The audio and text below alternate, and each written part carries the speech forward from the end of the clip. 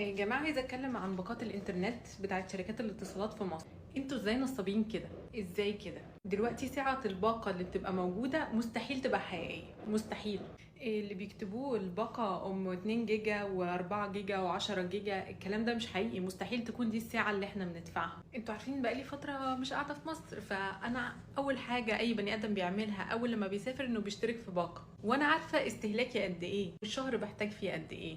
رايحة مصر مش محتاجة انترنت، ولا بنزل ولا برفع فيديوهات ولا بشتغل على الانترنت اجازة، استهلاك عادي. بس قلت اخد الباقة الكبيرة بتقعد معايا شهر بالاستهلاك الكبير، بس قلت يلا الواحد محتاج انترنت. الباقة 8 جيجا بايت ما تكملش معايا اسبوع، وانا اصلا ما بفتحش الانترنت غير كده.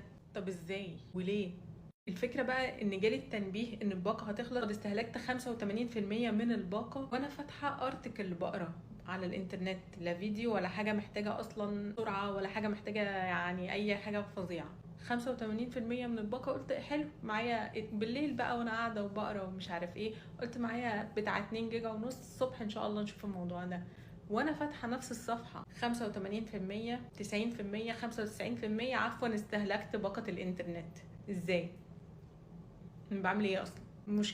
مشكله الانيل ان بعد ما بيخلص بقى باقة الانترنت بيخش بقى على الرصيد، فهنخش بقى ايه اللي حصل بعدها؟ ما حدش يسالني، بيشفط كده الرصيد 20 جنيه في 20 جنيه في 20 جنيه لحد ما ايه رصيدي وقع وانا فاتحه ارتكل والله ما بعمل حاجه.